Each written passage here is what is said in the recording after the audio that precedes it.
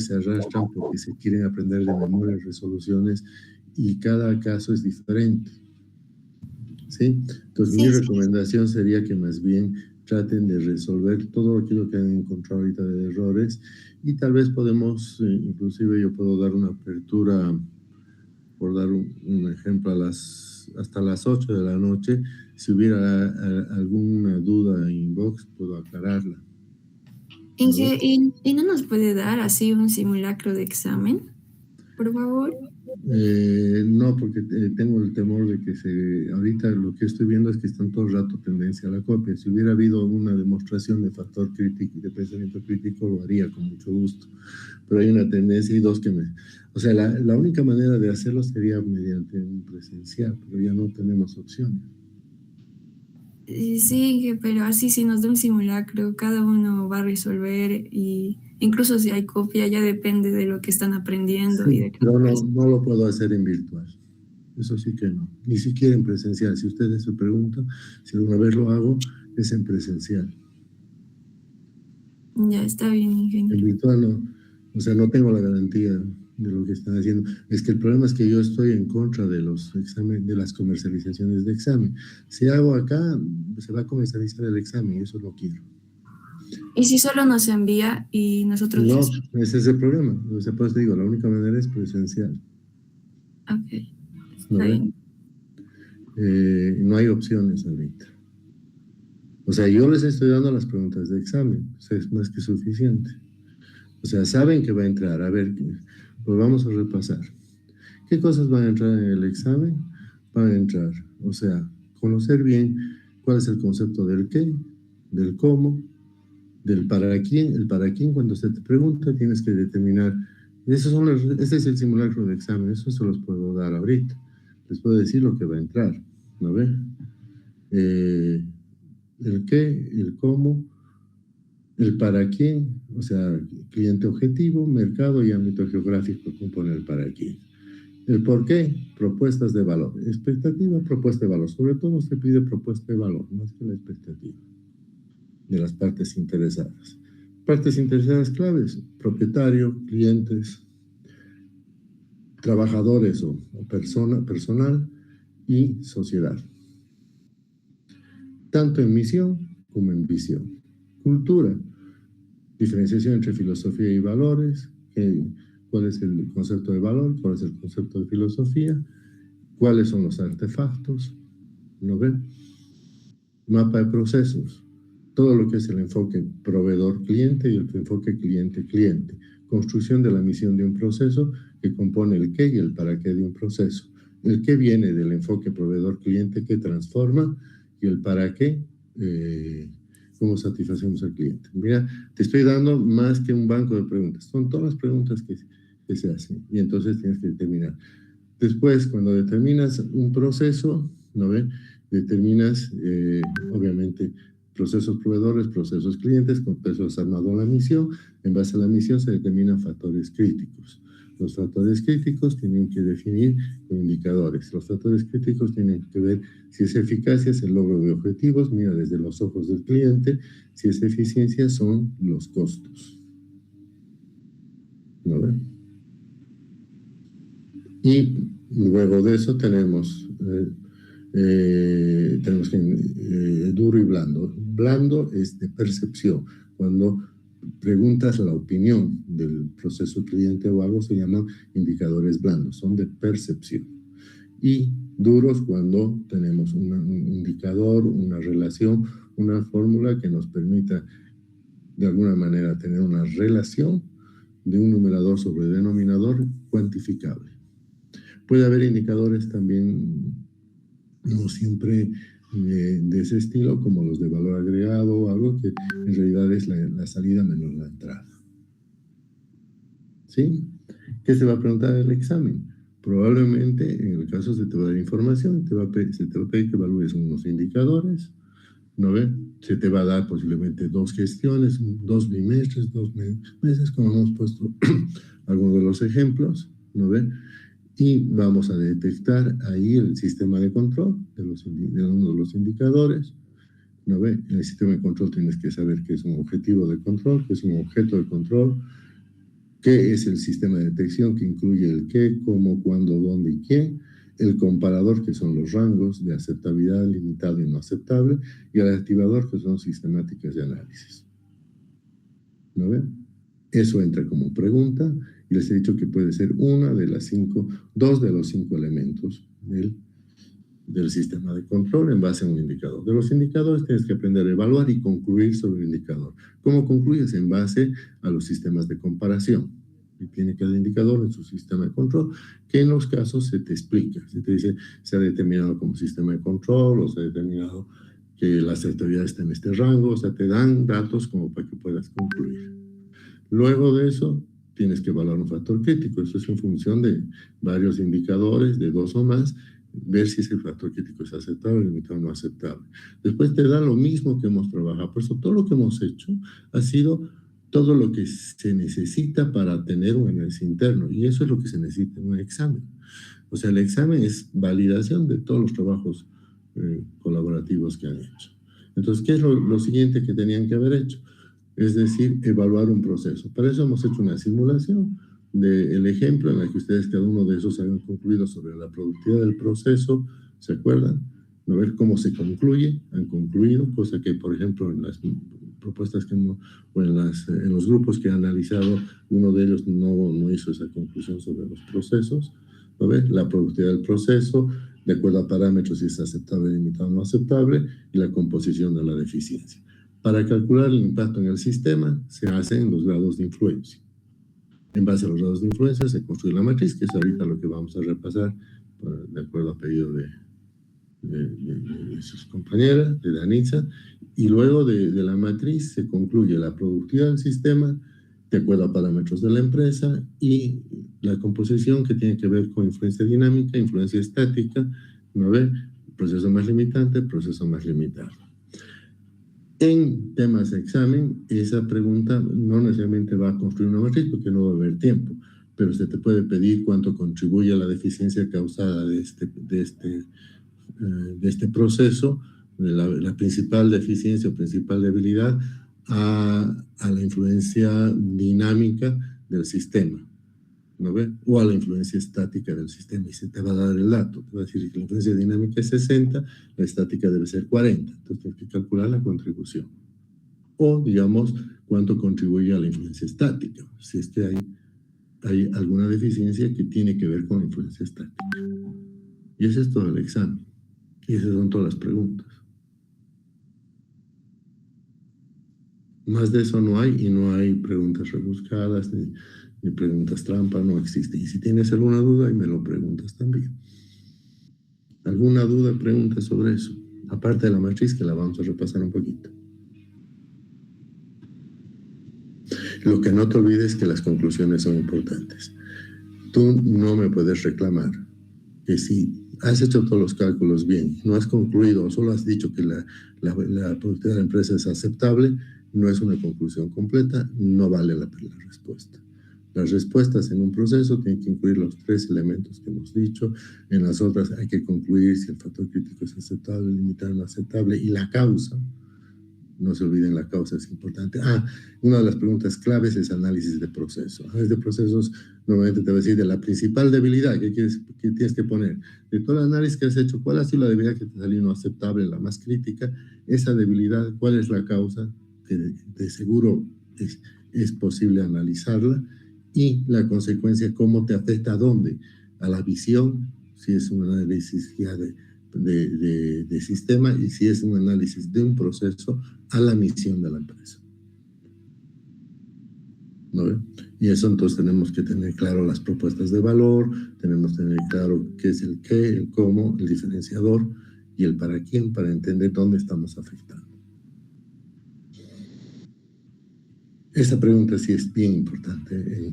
Lo que se llama análisis de proceso y análisis de sistemas son 2 preguntas claves, ¿no? Sobre todo el de procesos. No te olvides que análisis de proceso, cuando se te pide el principal debilidad, siempre es un factor crítico, no es un indicador. Voy a confundirte eso. Después no sé qué más. Es todo lo que se puede preguntar y todo lo que se necesita. Si es una conclusión de final de una empresa, tienen que ser los factores críticos más importantes de debilidad o fortaleza. Por ahí de la fortaleza te puede preguntar la causa, y eso sí es en función de la visión. La última, ¿no? Lo que acabamos de ver después de la red de limitaciones y causas.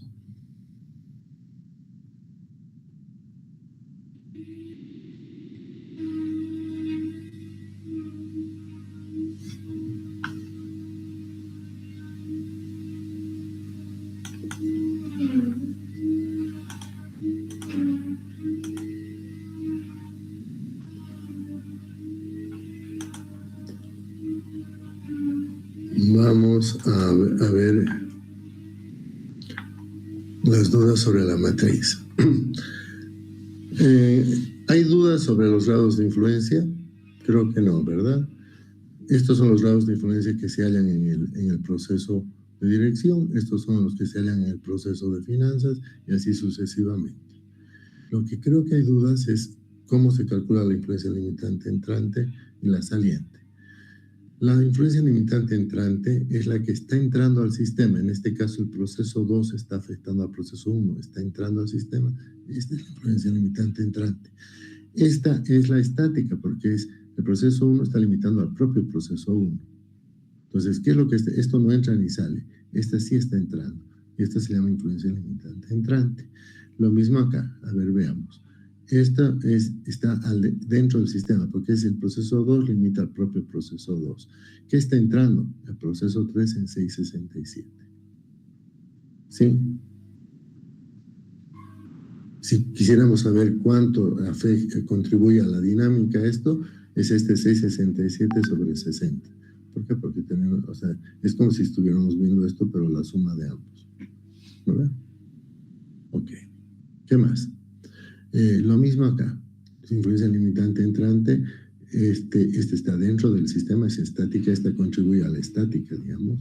Estos dos hay que sumarlos y esto es el 1333, la suma de los que están entrando, en este caso el proceso 4 y el proceso 5.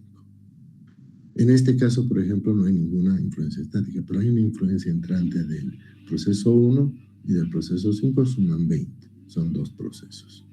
Por último, en este caso, la única influencia limitante entrante es el proceso 2 en 667.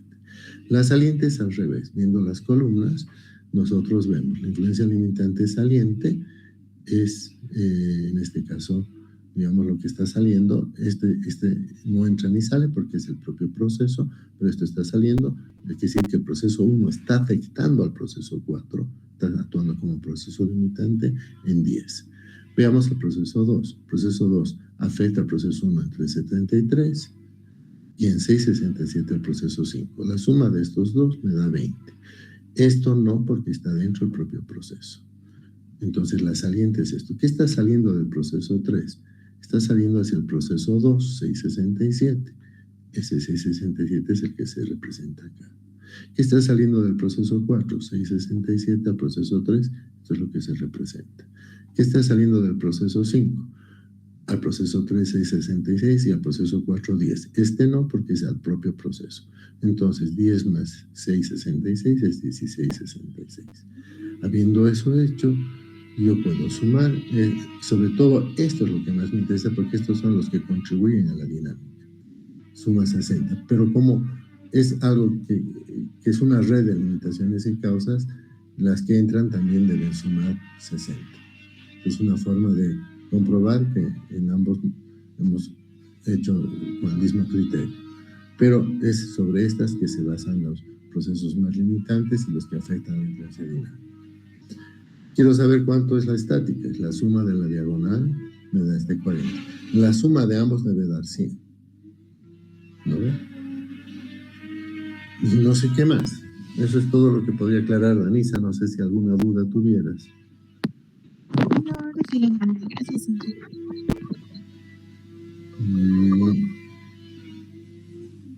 Muy bien. Sí.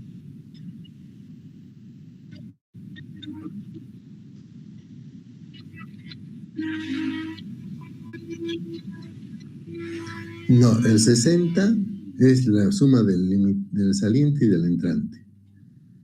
El La estática es la suma de la diagonal de las autolimitaciones, de 1 con 1, 2 con 2, 3 con 3, ¿no ve? Es la suma de esta diagonal, es este 40.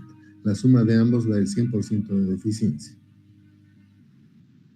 La que está dentro de cada proceso y las que están circulando en el sistema.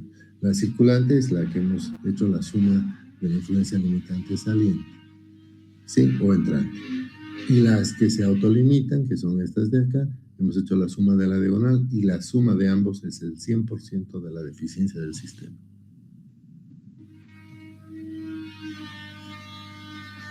En otras palabras, estamos diciendo que la deficiencia del sistema está compuesto por un 60% de influencia dinámica y un 40% de influencia estática. La conclusión está después. El proceso más limitante es el proceso de finanzas, ¿no ven? Y el proceso más limitado es el proceso de, en este caso, comercial.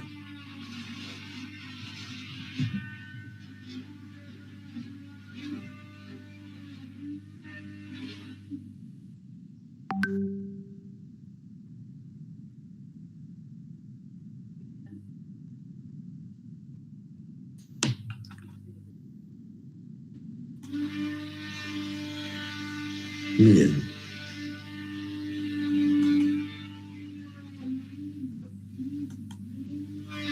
No hay más dudas, ¿verdad?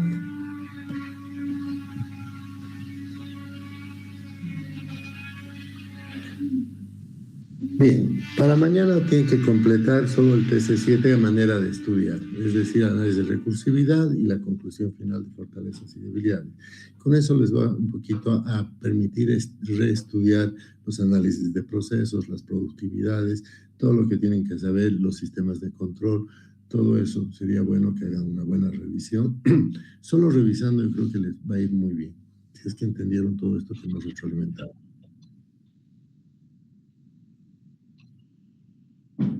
¿Perdón?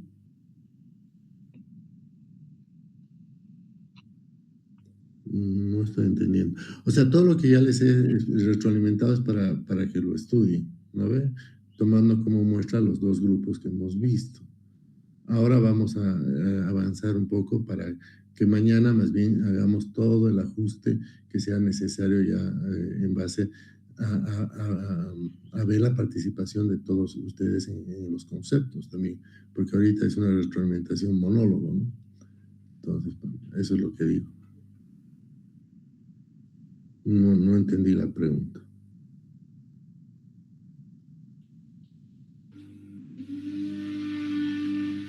O sea, ya se les ha retroalimentado, ¿no? Se les he puesto dos casos de ejemplo, en el cual uno la matriz estaba mal, ahora hemos retroalimentado cómo se calcula la matriz, hemos retroalimentado el tema de análisis de proceso, hemos retroalimentado el análisis del sistema, hemos retroalimentado el otro grupo que habían problemas en el análisis de proceso, en la identificación de factores críticos, y después también la matriz estaba bien, pero les ha faltado, por ejemplo, la conclusión, que era importante. Son las retroalimentaciones que hemos hecho.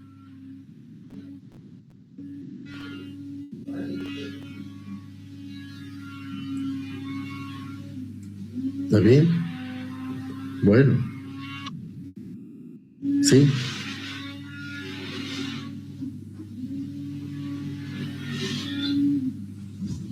Si tienen alguna duda más, este es el momento, si no yo voy a empezar a avanzar ahora.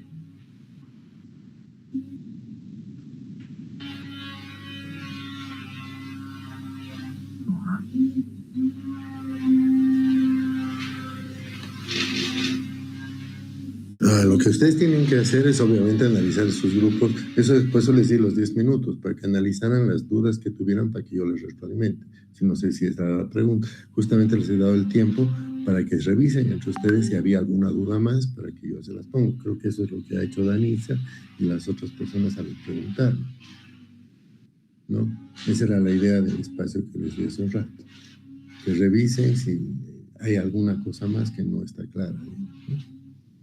De todas maneras, se las vuelvo a abrir por si acaso, para que quede todo sólido y mañana estén 100% listos para tener un buen rendimiento.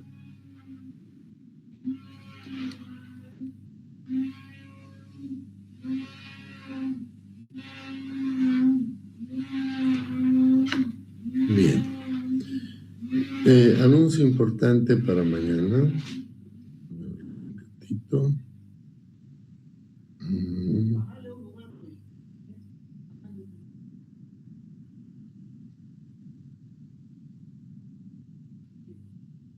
Muy bien, la L8 está confirmada, acaban de anunciarme, anuncio importante. El examen es en la L8IN, 683 L8IN.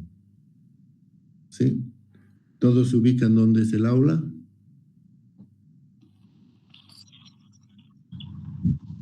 ¿Puede volver a repetir el aula, por favor, ingeniero? Es la 68, no me acuerdo el nombre, 682 L8IN o 683. No, el 683 no se basen. Es la L8 industrial en el edificio laboratorio segundo piso. ¿Cuál es el edificio de laboratorios? El nuevito, el que está, el más nuevo, digamos, no es el más nuevo. El nuevo, el que está al lado del multiacadémico, donde está el auditorio. Al lado hay un edificio de 4 pisos, ¿no ve? ¿Se ubican?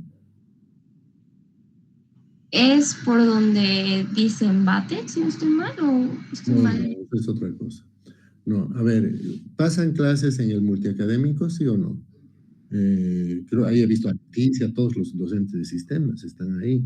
En el multiacadémico pasan, ¿no ven? Clases. Multiacadémico ya de ingeniería civil y demás. Estratégico, aquí hay una definición que me gusta mucho, es el factor clave del que depende la modificación sustancial de una situación. Cuando diseñamos dimensión, justamente, estamos hablando de esto, porque lo que estamos queriendo, vamos a usar más bien un marcador.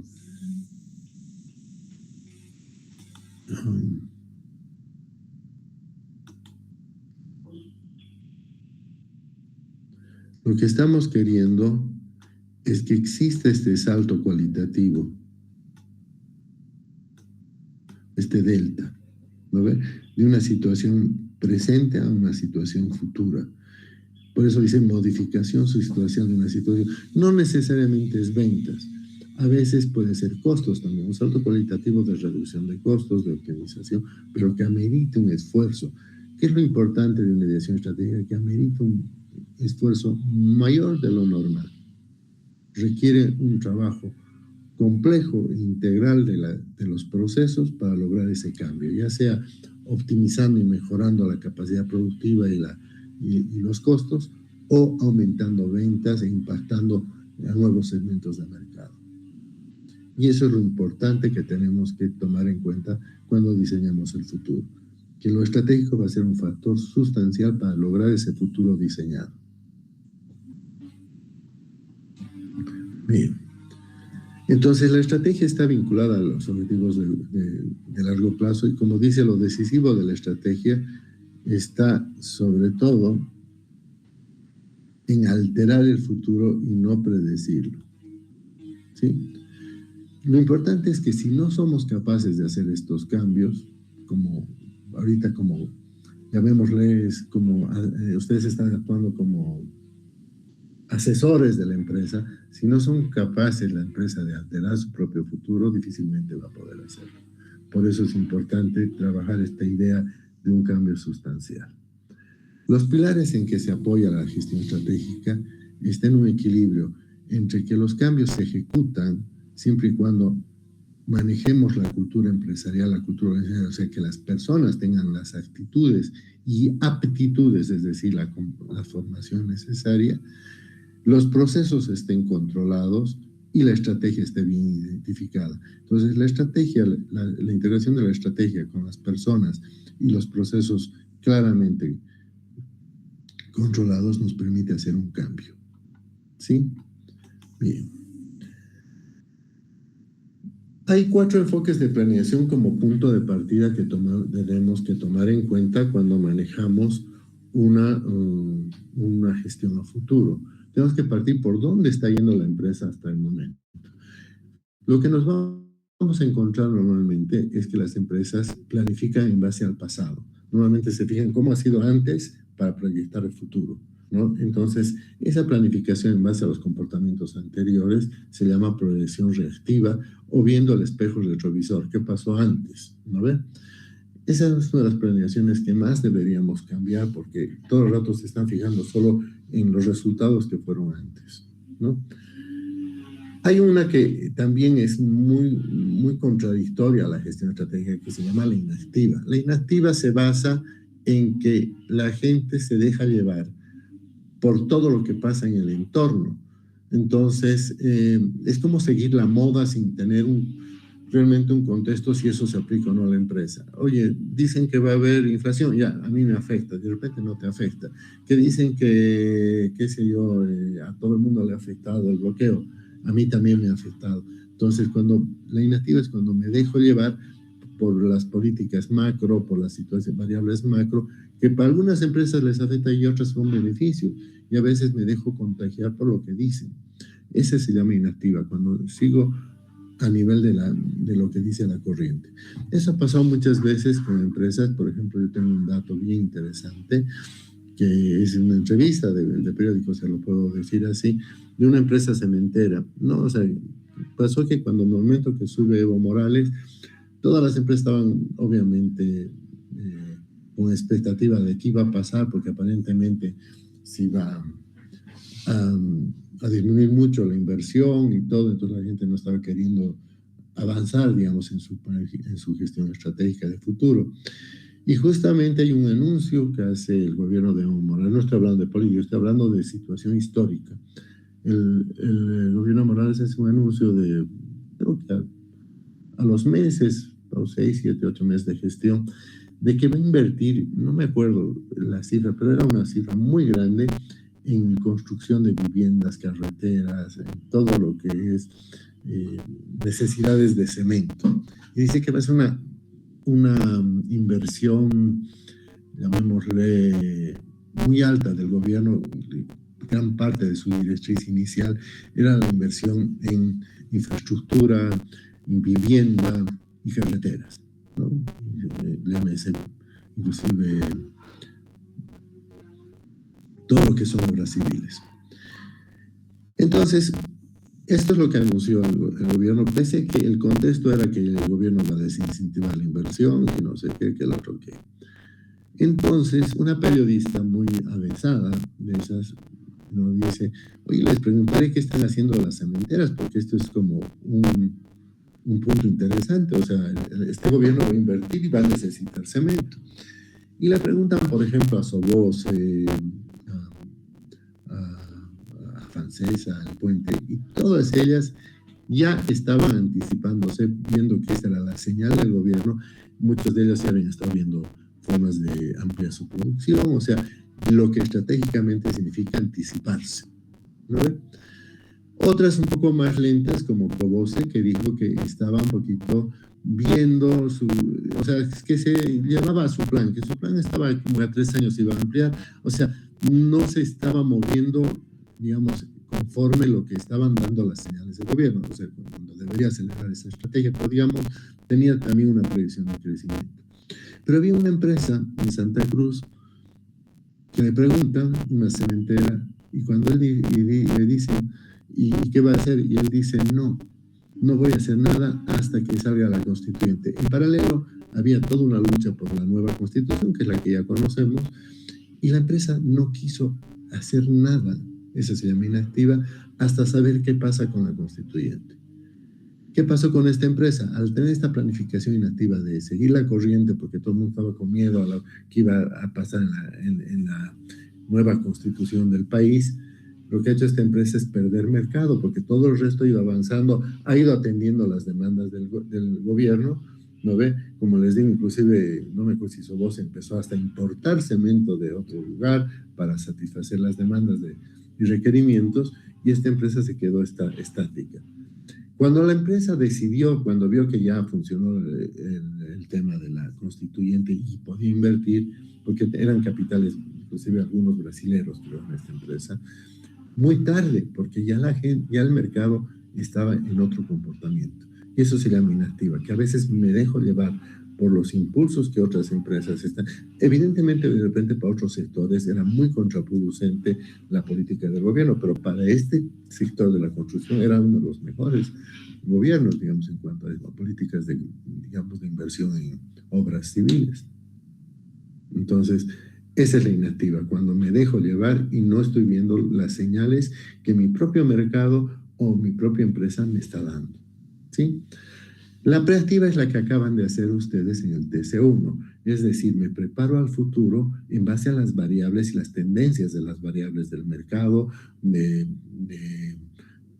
aquellos condicionantes que me determinan mi crecimiento en ventas, mis costos, todo esto que yo les he pedido que hagan en el TC1. Eso se llama preactiva y es la que se hace en proyectos. ¿No? Normalmente cuando tienes una inversión, haces una planificación preactiva de cómo se va a comportar la demanda en función de variables macroeconómicas, tal como hemos hecho en el TC1.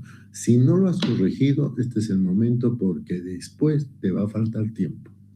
Es el momento de hacerlo obviamente no lo hagas ahora, hazlo después del después del examen. ¿No ve? Y la proactiva es la que vamos a trabajar en gestión estratégica, que es la que diseña el futuro y hace que esto suceda. Proactiva quiere decir eso, ir más allá de lo que corresponde. Entonces la proactiva ya me está dando un dato interesante de crecimiento. Yo voy a crecer mucho más allá de la proactiva o voy a mejorar mis resultados diseñando un futuro y hacer que este suceda. ¿Sí? Entonces, la idea es que estemos en este enfoque, pero a veces nos vamos a encontrar con estos enfoques y hay que hacer primero un cambio en las empresas para entrar a estos enfoques. Si está en es un salto prácticamente subsecuente, pero si estamos en estos dos como nivel empresarial, hay que hacer un trabajo inicial de cambio en la forma de pensar. ¿Sí? ¿Dudas, preguntas? Bien, una vez que tenemos una idea de cómo se enfoca la planeación, la planificación estratégica es un instrumento. O sea, si no tengo toda la forma de pensar que estamos trabajando, el instrumento, o sea, a ver, el instrumento es una forma de aplicar las cosas, ¿no ves? Es una metodología. Pero si esa metodología no la aplico con este contexto que estamos trabajando hasta ahorita en el análisis interno, no me sirve de nada. ¿No ves? Por eso lo que tengo que saber es más bien qué está detrás de todo este contexto. Y la planificación estratégica obviamente es algo que nos guía, o sea, la estrategia es lo que nos guía para alcanzar ese futuro. Pero la propia planificación es solo un método, es una herramienta, es un proceso estructurado y formalizado. Aquí quiero diferenciar entre lo que es, mucha gente llama planificación estratégica la gestión. No, la gestión estratégica es todo lo que estamos viendo. La planificación es el último instrumento, es el último elemento que se hace, que es un plan para ejecutar todo lo que hemos pensado. Eso es lo que hay que trabajar. Y se hace justamente un plan a 5 años, donde entran variables de inversión, entran un montón de elementos que a veces la proyección del negocio está más allá de 5 años. Normalmente en empresas que ya hacen gestión estratégica, toda la parte de inversiones las planifican a 10, pero la gestión estratégica la planifican a mediano plazo, es decir, a 5 años. ¿Qué es lo importante para hacer una verdadera gestión estratégica? El marco estratégico, el punto de partida. Para eso nosotros vamos a trabajar toda la gestión estratégica en 11 fases. 10 van a ser las claves para el segundo parcial, en que todas las fases van a interactuar y lo mismo que hemos hecho ahora, cada fase es mejorable, se va mejorando y se va ajustando. A medida que aprendemos una fase, ajustamos desde la fase 1, vamos ajustando todo hasta llegar al instrumento que es hacer el plan. Una vez que hacemos el plan, quiere decir que todo lo que hemos trabajado de gestión estratégica ya está sólido para aterrizar en un plan metodológico, en la metodología de un plan. ¿Sí? El marco estratégico es eso, empezar por tener clara la misión, la visión, la cultura organizacional, directrices políticas y vamos a ver algunos otros detalles. ¿Sí? Muy bien. Una vez que tenemos un plan, tenemos que diseñar una manera de que ese plan se cumpla y se haga realidad. Y para eso el instrumento es la planificación operativa, que viene a ser como un sistema de control de la planificación estratégica. Porque la planificación operativa, en este enfoque, es un sistema de control en la que a detalle se va controlando los avances del plan, ¿no ve? Y esto solamente se puede hacer la planificación operativa para el corto plazo. Es decir, por ejemplo, si nosotros vamos a hacer un plan operativo, solamente se puede hacer para el próximo año, no más. ¿Sí? Es el instrumento de detalle que en el corto plazo se arma sobre el plan estratégico. Bien. ¿Cómo funciona el esquema, digamos, anualmente en la revisión y evaluación de la estrategia? Funciona de la siguiente manera. Normalmente el nivel 1, que es este de acá, donde se redefinen bien misión, visión, estrategias básicas, todo eso, se cruza con el análisis interno que acabamos de hacer y también un externo que vamos a hacer posteriormente. Todo esto se maneja para hacer el método de una planificación estratégica a 5 años, que no es completa si no tiene un plan de negocio asociado. ¿Qué quiere decir un plan de negocio?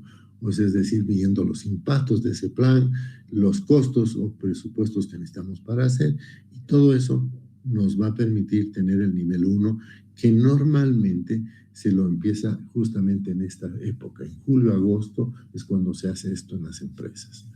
Una vez que se va trabajando en julio, agosto, posiblemente hasta septiembre, en octubre y noviembre se aterriza la planificación operativa anual para hacer el presupuesto anual. Normalmente esto se hace octubre, noviembre. Y en diciembre se hace un despliegue a detalle para lo que les decía, el sistema de control de la planificación operativa. Acá ya en esta parte cruza con el presupuesto que uno hace anualmente para cada empresa. Yo les voy a enseñar a hacer un presupuesto, obviamente, de los planes operativos, ¿sí? Y de esta manera se va gestionando. Entonces, nivel 1 normalmente son a partir de julio, que se hacen las directrices, hasta septiembre posiblemente. Este se hace de octubre a noviembre, ¿no ve? Y este se hace en diciembre. Este es más o menos cómo funcionan los niveles para desarrollar la planificación estratégica en forma anual, ¿sí? Y bueno, como habíamos dicho, empiezan por fases. Entonces, el objetivo para mañana va a ser que estudien y terminen el diagnóstico de productividad, pero para el día jueves ya tienen que tener la fase 1. La fase 1 consiste en volver a revisar la misión. ¿Qué vamos a hacer? Hasta lo que han trabajado se va a volver un anexo, en la cual se va a ir revisando constantemente. Lo van a convertir en anexo. Y van a empezar de cero como fase 1, marco estratégico. Y vamos a volver a repetir la misión, pero solamente los elementos de la misión, incluyendo las partes interesadas, sus expectativas y propuestas de valor y la formulación de la misión. Eso es lo que vamos a manejar en misión. Lo mismo en visión. Vamos a trabajar los mismos conceptos, los elementos de visión, ¿no ve? Que incluye el porqué, que son las partes interesadas, sus propuestas de valor. Aquí incluye la ideación estratégica y la dimensión son condiciones en esto. Ya no entra mega ni el temas de descripción vívida ni nada de eso. Solo entra visión, sus elementos y su dimensión y su ideación estratégica. ¿Sí? Lo demás era para aprender a pensar a largo plazo. O sea, mega, todo eso no entra en este marco. ¿Ya? Luego, cultura organizacional, lo mismo, identificación de filosofías o valores que están relacionados a lo que la empresa quiere con las personas, como comportamientos, pautas de comportamiento, y lo mismo los valores, como habíamos dicho, que son comportamientos observables en todos los miembros de la organización. Luego, las estrategias básicas, que lo vimos en TC1. De nuevo hay que marcar porque las estrategias básicas a veces se convierten en políticas o son fortalezas claves, ¿no? Entonces, por eso se las vuelve a escribir. No tienen que inventarse nuevas estrategias, es reprisar el concepto que tuvimos en el TC1, ¿sí? Finalidades, es algo que también ya lo hemos visto. La finalidad es la razón última de la empresa. Quiere decir, es el crecimiento, la rentabilidad. ¿Qué es lo último que quiere? ¿Qué quiere el dueño, en este caso el inversionista? Normalmente está traducido en rentabilidad. Si la finalidad es rentabilidad, hay que explicar. Es la rentabilidad sobre activos, es el ROA. ¿Cuánto quiere el accionista? Aquí la finalidad tiene que estar bien escrita. Necesita que sea mayor o igual al 15%. Bueno, eso tiene que estar claro en esta parte. ¿Sí? ¿Cómo es que yo quiero lograr la visión? ¿Cuál es la...? Y en esta finalidad puede incluir la dimensión como un elemento también de logro de la finalidad, pero sobre todo es la expectativa del propietario o del inversionista. ¿Qué es lo que se quiere lograr? Esa es la razón última de una empresa. Si fuera el Estado, lo que quiere lograr el Estado como finalidad última. ¿Sí? Bien. Un tema que no hemos visto hasta ahora son las políticas. Las políticas son las leyes de la empresa. O sea, tenemos que revisar. ¿Por qué no lo hemos visto? Porque primero había que consolidar los procesos y sus misiones. Una vez que ya tenemos los procesos, tenemos que ver qué políticas están asociadas. Ejemplo, si en recursos humanos voy a poner una política que solo voy a contratar, por ejemplo, personal femenino. Esa es una política que dice que solamente voy a contratar personal femenino por ciertas, no sé, cualquier elemento que se haya establecido, y eso es una política. O puedo decir que solamente voy a comprar materia prima nacional. ¿Qué pasa cuando pongo esas políticas? Por ejemplo, solamente voy a consumir materia prima nacional. Me estoy poniendo un marco estratégico que solo eso puedo hacer. O sea, no puedo estar pensando en comprar materia prima del Perú, de la Argentina, no, porque mi política dice que solamente voy a consumir, son leyes a cumplir. Por eso se llama marco estratégico, porque me está determinando en las políticas qué debo hacer. Por ejemplo, en finanzas, entonces tú tienes que investigar proceso por proceso qué políticas tiene la empresa o debería, o de alguna manera debería tener. Ejemplo. De repente es una empresa que dice no vendo a crédito. Eso es una política de ventas. Entonces no se puede vender a crédito. Es una gran limitación porque muchas veces los negocios ahora más se vende a crédito que ya al contado, digamos. Pero hay gente que tiene esa política. Eso es lo que hay que revisar. ¿Qué políticas tenemos? Porque eso va a determinar mi marco estratégico. Ya sea en recursos humanos, ya sea en ventas, ya sea políticas financieras. ¿no? No al endeudamiento, eso va a marcar un esquema diferente si es que hay una política de no endeudarse. Entonces tenemos que revisar proceso por proceso qué políticas tenemos. ¿Sí? Muy bien. Y de ahí viene lo que se llama el mapa estratégico. El mapa estratégico se basa en 4 dimensiones. ¿Sí? Este mapa es el que yo me lo voy a reservar para mañana porque quiero trabajar con ustedes en forma más visual, porque es una relación visual de perspectivas. Entonces, hasta acá yo quería llegar ahorita. Se divide en 4 perspectivas: perspectiva financiera, la del negocio de procesos, clientes y aprendizaje y desarrollo. Esto vamos a trabajar el día de mañana con ustedes para que entiendan cómo se encadena todo el tema de la visión en el mapa estratégico. ¿Sí? Muy bien.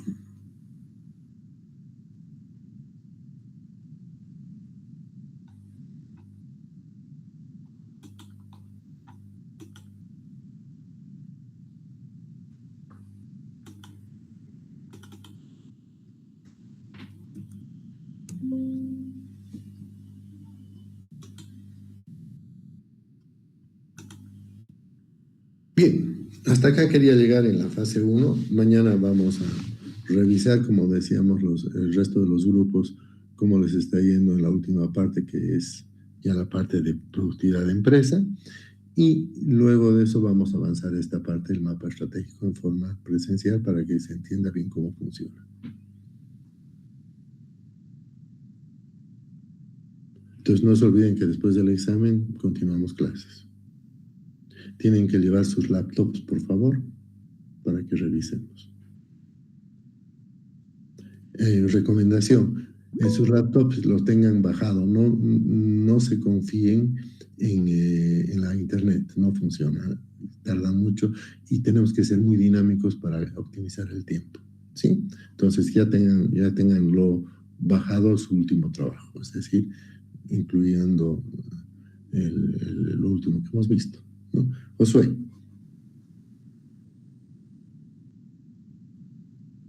¿tenías alguna duda?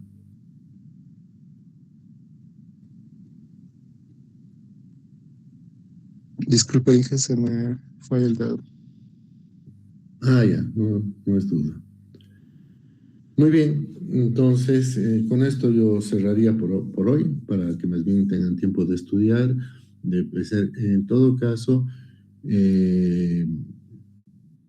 fijémonos como límite a las 8 para que yo, si hubiera algo que necesiten que les aclare por escrito, alguna duda, me escriben, por favor.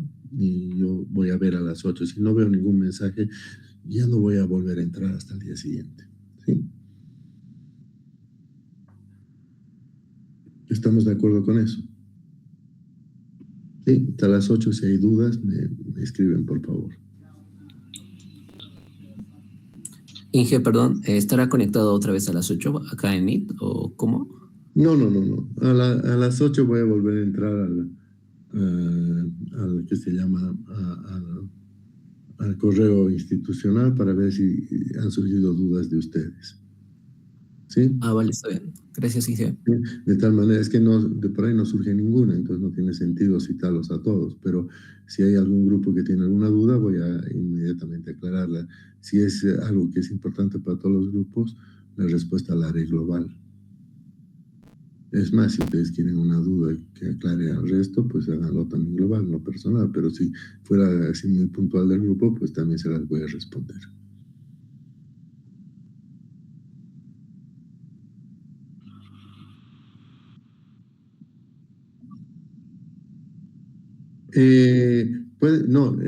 Todo lo que ve en el Classroom yo lo veo en mi correo, ¿no ve? Entonces mandan al Classroom nomás. Cualquier duda o consulta a través del Classroom.